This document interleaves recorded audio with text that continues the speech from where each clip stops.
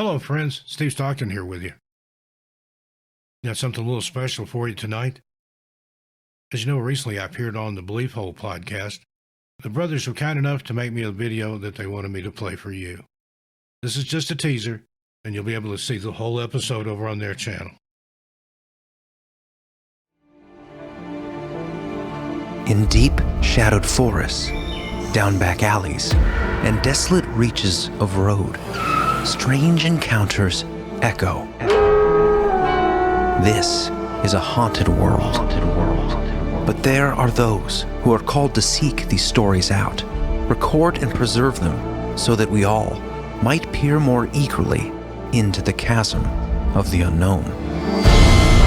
From horse skull entities lurking in abandoned shacks to invisible giants thundering through the woods.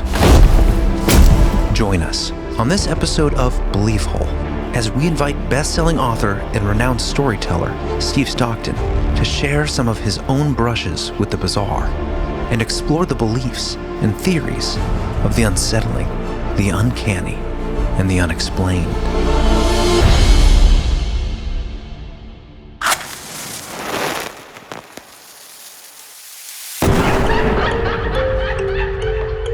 Conspiracy, Synchronicity, Sasquatch, homunculus, alien races, Satanism in Hollywood, MK Ultra, Tartaria. There's like a whole. I've been watching this one guy. Close the door, Ed. Jeremy, Close your door. What's the Inner Earth disagreements. Ghost Dad. I like that movie. Dogman, Bohemian Grove. Corey Feldman. Magicians are demons. Specters and Spirit spooks. summonings. Sleep paralysis. Strange disappearances. Sky whale phenomenon. Alternative history. Shadow people. Shh, quiet, I'm trying to say words with the mouth. It's getting dicey out there. Poltergeists. That's cool. Anunnaki. What is the moon? Elf towers. I would never talk about it. That's old. Y2K. Cover-ups. Apocalyptic catastrophe. Vampire.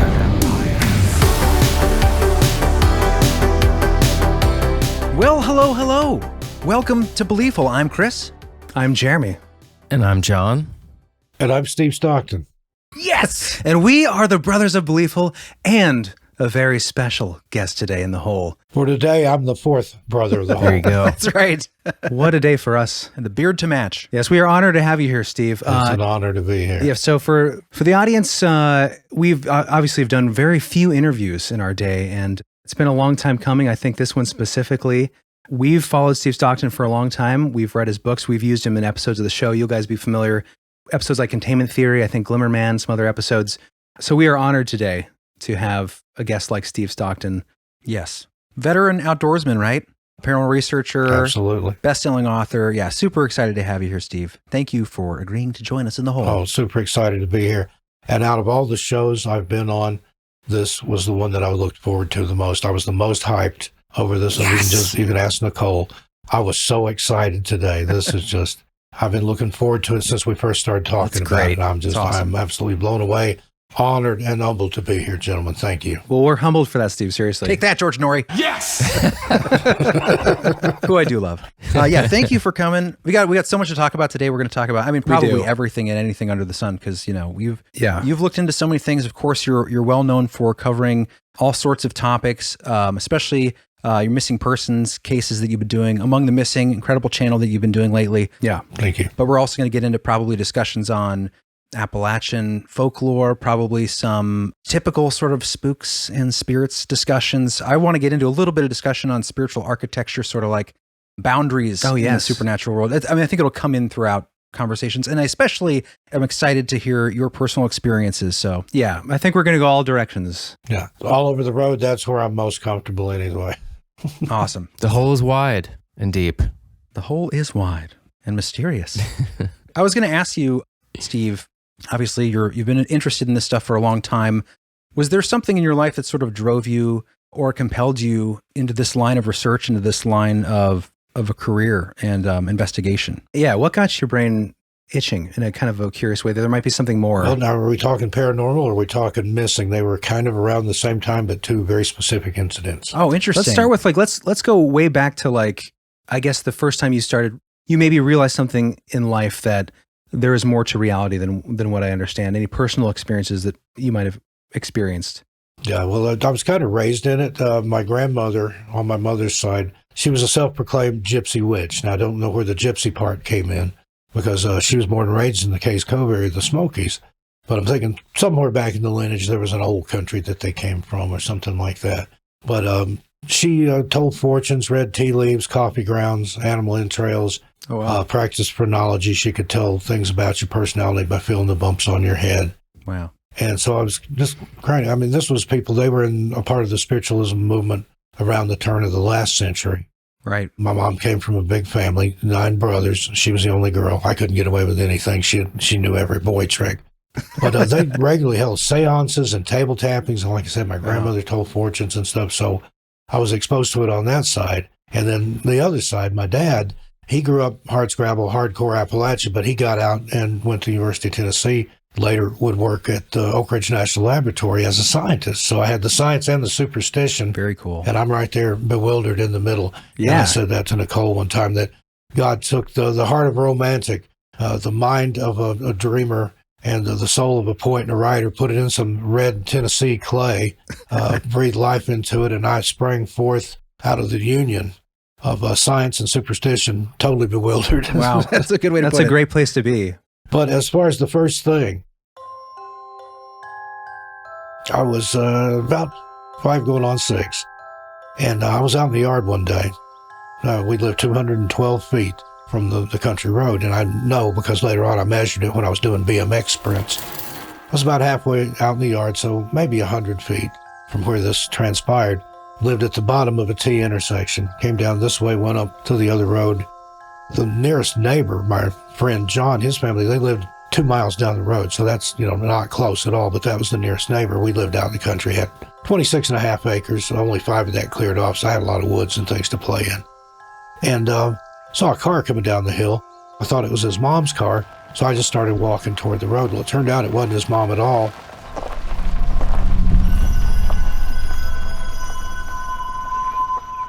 When it stopped, I didn't recognize the car or the person. And then out from behind the car, I see a child run from behind the car. And I mean, we're talking a toddler, like maybe 2 years old. And it ran across in front of the car. And I'm thinking, holy cow, that guy in there can't see over the car to even see the kid because it's just right there.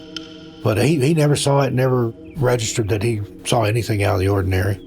And this little kid runs across the road at an angle down into our yard. And if you've ever watched small children who've barely mastered the art of walking, sometimes they'll start running and they don't know how to stop, so they just fall. Well, that's what this little boy did. He was wearing a blue outfit. I can still see him to this day. White shirt, blue shorts, little white shoes, and a blue ball cap.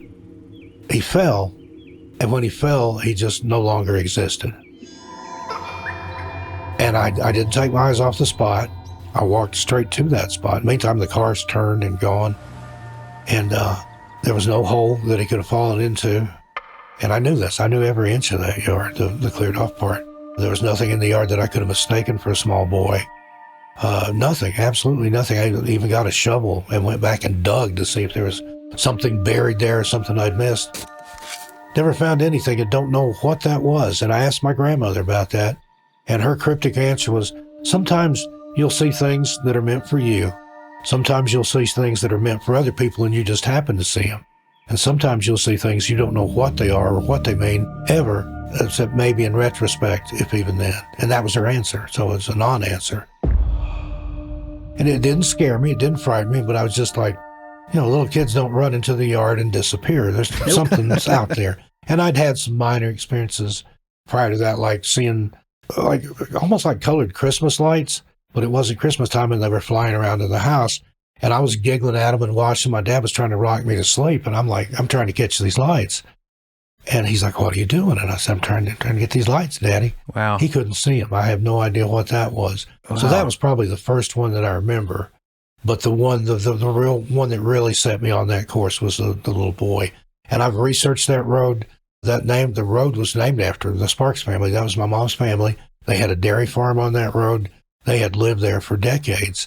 The only person that had ever been killed on that road, there was a child, was much older, 12 years old. My grandfather accidentally backed a cattle truck over his favorite nephew and killed him. Oh, wow. That was the only child that had died on that road in all those years that I could find out.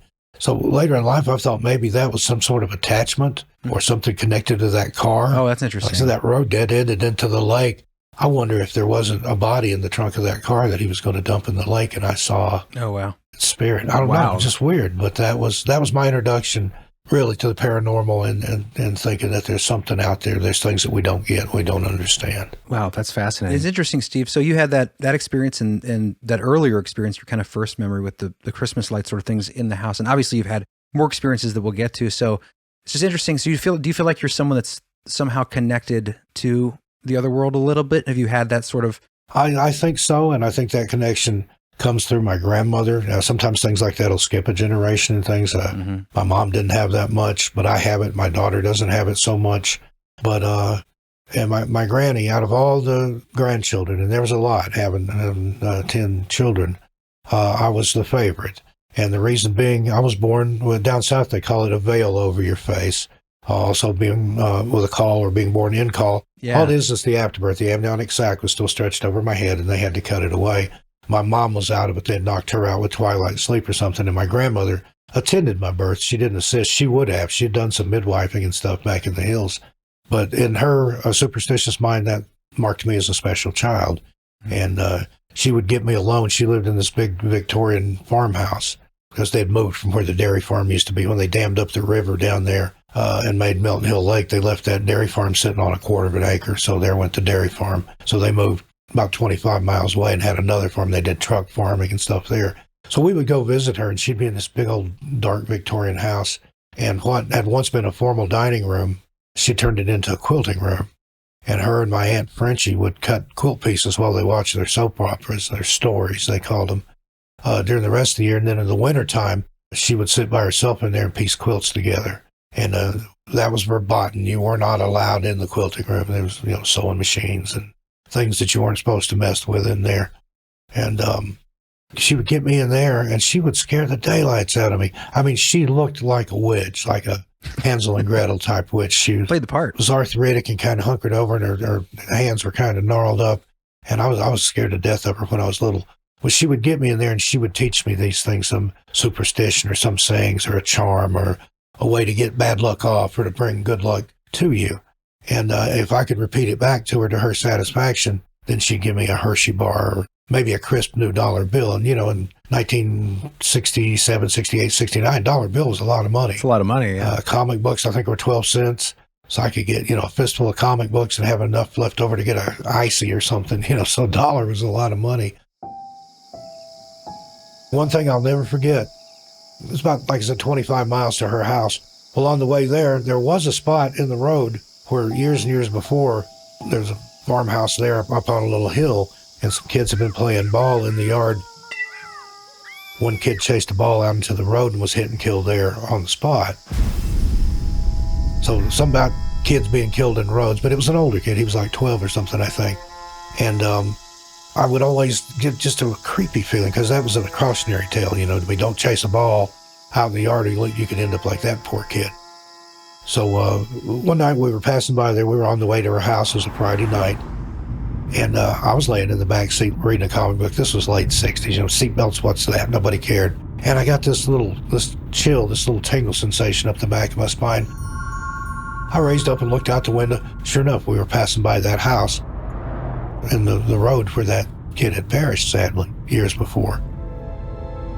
Well, we get to my grandmother's a few minutes later. My mom and dad are carrying stuff in. And as soon as we get there, she hustles me off into the quilting room as usual. And I don't remember what she was teaching me that night, but she said something about feeling things. And she said, "You feel things?" And I said, "Yeah, you can hurt my feelings, or if you pinch me, I can feel that." And she said, "No, you feel things. Like that spot on the highway on the way here tonight." And I was just like, oh my God, she can read my mind. And that scared me, I got to be careful what I think now, because Mama, we called her Mama. Mama could hear me. But I heard other stories that were doing stuff like that. I ran into a lady in her 60s, and as a teenager, she had gone to my grandmother with 2 other girls to get their fortune told. And they had to walk a couple of miles to get there. It was out in the country. And this one lady named Anna, she was kind of laughing and making fun of me. I said, well, I'll go along with you and I'll do this, but I don't believe in it. I think that old lady's full of hooey. Well, they get there, they knock on the door. Grandma comes to the door, yes, and they, Mamaw Bessie, everybody in the community called her Mamaw Bessie.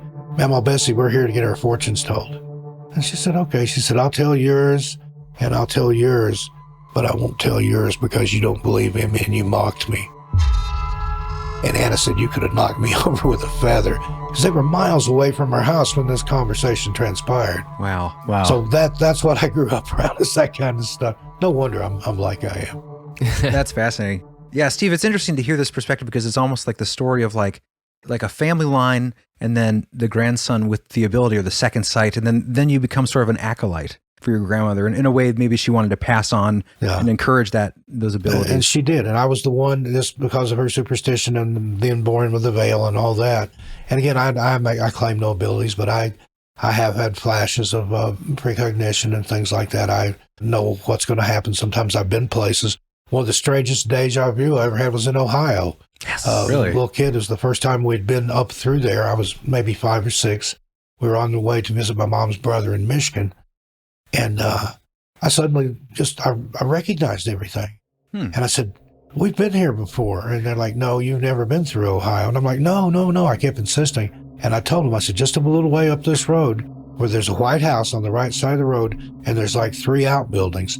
And they're each a little worse shaped than the one previous. And there's a swing set back in the backyard. Well, sure enough, a couple miles later, we go around a curve. There's a white house, like I predicted. There's a garage, and then another little shed and a garden shack. And in the backyard was a swing set. Wow. How did I know? I don't know. But How old were you? Between 5 and 6. It was 1969. I think they're 68 or 69. So that was my first trip through Ohio, one of many. Now, my parents were antique dealers, and sometimes we would go on buying trips and go up into Ohio and go to farm sales and estate sales and things. And it was just such a magical place. And there, I think it's still there. There was a little town called Findlay, Ohio. Yeah. And there was a place there called Ghost Town. Oh, yeah. It was like this 1800s village type thing. And the guy it was just like in some guy's yard. And we stopped, and it wasn't open. And the guy came out, so we got their own private tour. Oh, that's cool. I have nothing but fond memories of Ohio. Well, as 3 Ohio boys, that is good. And I always used to say, any state that gave us Dean Martin, Larry Flint, and the Cramps can't be all bad. All right. That is an interesting combination. Yeah. I was trying to think of the most obscure or divergent things from Ohio. I mean, you've got astronauts and we had a president, I think. Dean Martin, Larry Flint, and the Cramps. That's great combination. The unholy triangle there.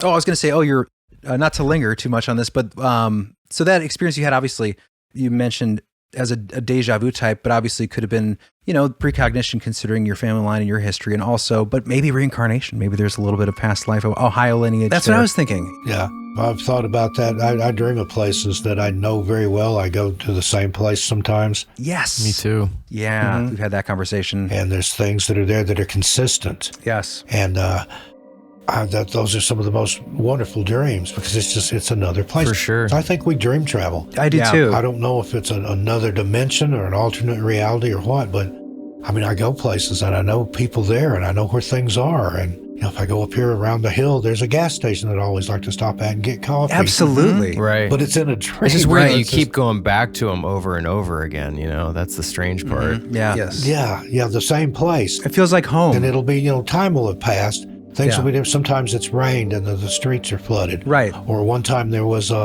like some sort of street carnival or something going on. So it's like this place that exists. Same location. And carries on when I'm not there. And then whenever I pop back in there, well, let's see what's happening now.